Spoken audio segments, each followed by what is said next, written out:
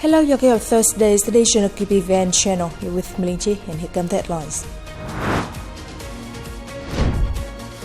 Party General Secretary Tolam receives Cuban National Assembly President. Building strong Vietnam People's Army for national defense. Vietnam and Germany strengthen strategic cooperation across sectors. On October the 1st, Party General Secretary Tolam received Espartia Lazo Hernandez, President of the National Assembly of Cuba, who is on an official visit to Vietnam and co-chairing the second session of the Vietnam-Cuba Inter-Parliamentary Committee, during which Party General Secretary Tolam emphasized Vietnam's willingness to stand side by side with Cuba, further strengthening the brotherly relationship and solidarity between the two parties, states and peoples.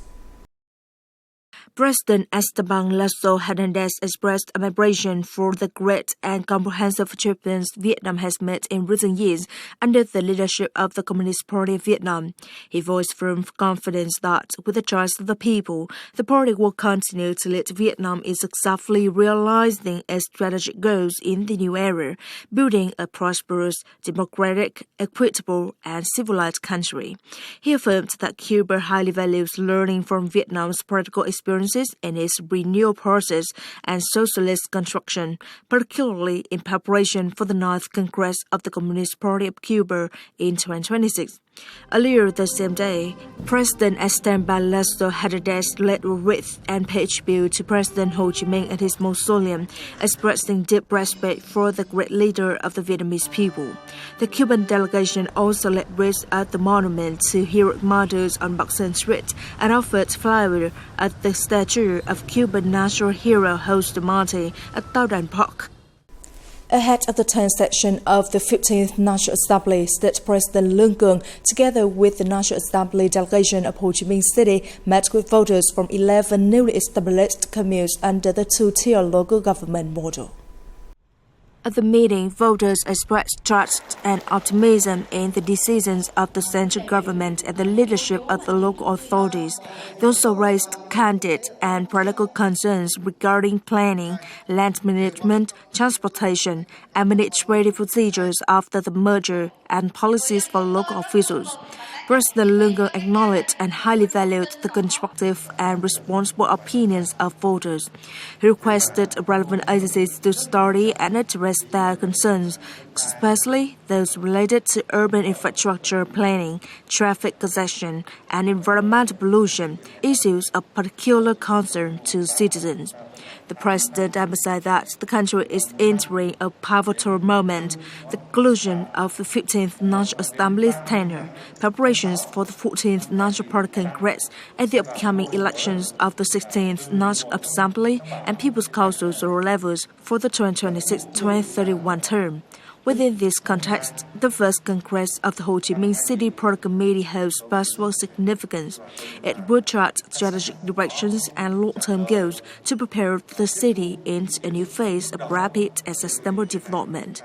President Lương Cường stressed that the workload ahead is immense, requiring solidarity and determination for all levels, from the center to local authorities, from every party member to the people, to seize opportunities, overcome challenges, and fully lead the nation into a new era of prosperity. On October the 1st in Hanoi, the 12th Congress of the Military Political Organization for the 2025-2030 term entered its second working day. The presidium included General Phan Van Gia, Minister of National Defense, General Trịnh Văn Quyết, Chairman of the General Political Department, General Nguyễn Tân Cương, Chief of the General Staff and Deputy Minister of National Defense, Senior Lieutenant General Võ Minh Lương, Deputy Defense Minister, and Senior Lieutenant General Hoàng Xuân Chiến, Deputy Minister of National Defense. During 2 days of discussions on the draft documents of the Central Military Commission, delegates made dedicated and responsible opinions aimed at effectively leading the task of military building, consolidating national defense, and safeguarding the fatherland. In the coming term, it is vital to improve the quality of leadership and research and strategic advisory work. This requires strengthening forecasting and strategic advisory capacity with close attention to the rapid, complex developments of the multipolar world. We must uphold the party's absolute direct leadership over the military in all aspects. That is the core principle for building a politically strong force. Therefore, it is necessary to enhance the leadership and combat strength of the party cells, promptly consolidate and adjust military structure, while spearheading the protection of the party's ideological foundation, resolutely counter hostile and erroneous viewpoints, and foster political and spiritual strength to ensure our soldiers dare to fight, know how to fight, and triumph over any enemy.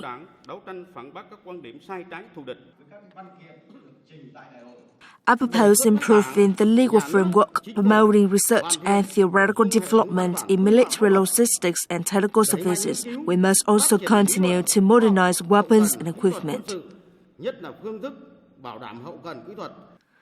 We have actively implemented measures to safeguard national sovereignty and interests at sea. The whole People's National Defense posture at sea has been consolidated with political and spiritual strength, serving as the decisive factor. We must strengthen the party's leadership over local military and defense work. Military regions must work closely with provincial and municipal authorities, ensuring comprehensive and effective implementation of the party's policies on national defense. We must perfect the legal framework for developing the defense industry, remove existing obstacles in science and technology, capital and investment procedures, attract talent and restructure the core defense industry units. At the same time, research should move toward establishing a strong, modern defense industry group. Troop education must follow the principle, troops first, weapons follow, ensuring strong training, strict discipline, and combat readiness, enhancing the leadership capacity of party cells while upholding political and spiritual strength. The tradition of the nation, the military, and its unit remains decisive to victory. We will continue to implement the party's guidelines for safeguarding the fatherland in the new context and rigorously maintain combat readiness across all levels. Airspace management must be strict with high readiness to respond promptly to any situation. The Vietnam People's Army General Staff has issued an urgent order directing units to mobilize forces and equipment to quickly reach areas hit by flash floods, landslides, and mudslides, focusing on search and rescue of missing persons. Close coordination with local authorities and other forces is required to evacuate residents from dangerous and heavily flooded areas to safety. Troops are tasked with supporting local governments and people in overcoming post-disaster consequences, including repairing homes, schools, and medical facilities, cleaning up the environment, and restoring daily life and production activities. Forces and equipment are also on standby for search and rescue flights and the transport of food and supplies to isolated and flooded areas when ordered, ensuring absolute safety for all personnel and strengthening communication on the Army's efforts in disaster relief and rescue operations. On the afternoon of October the 1st, Coast Guard ship 8002 of Coast Guard Region 2 departed from Kỳ Hà Port in Da Nang, embarking on a mission to visit and exchange with the Philippine Coast Guard. The visit aims to strengthen friendship, mutual understanding and trust between the Vietnam Coast Guard and the Philippine Coast Guard. For October the 1st to the 14th, the two sides will engage in cultural and sports exchanges, share experiences and conduct joint drills on search and rescue, fire prevention and control, and oil spill response at sea.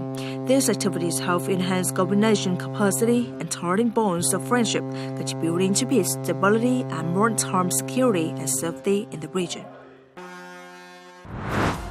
Coming up next, Vietnam and Germany strengthen strategic cooperation across sectors. Promoting Vietnam-Russia people-to-people and local exchanges towards bright future. During his visit to Germany from September the 25th to October the 1st, Standing Deputy Prime Minister Nguyễn Hòa Bình and high-ranking Vietnamese delegation held talks with Bodo Ramelow, Vice President of the German Bundestag, Catherine Rich, Federal Minister for Economy and Energy, and Alexander Schweitzer, Vice Chairman of the Social Democratic Party and Governor of Rhineland Plus. At the meeting with Bundestag Vice President Bodo Ramelow, the two sides exchanged information on the situations in its country, bilateral relations and international parliamentary cooperation, as well as ties between the Communist Party of Vietnam and the SPD. They also shared views on the challenges posed by unpredictable global developments and agreed on major orientations to further promote Vietnam-Germany cooperation in the coming time. At the working session with the Federal Minister for Economy and Energy, Catherine Rich, the two sides agreed to prioritize promoting trade and investment cooperation, as well as to strengthen collaboration in areas where Vietnam has demand and Germany has strengths, such as renewable energy, green hydrogen, infrastructure, science and technology, and education and training.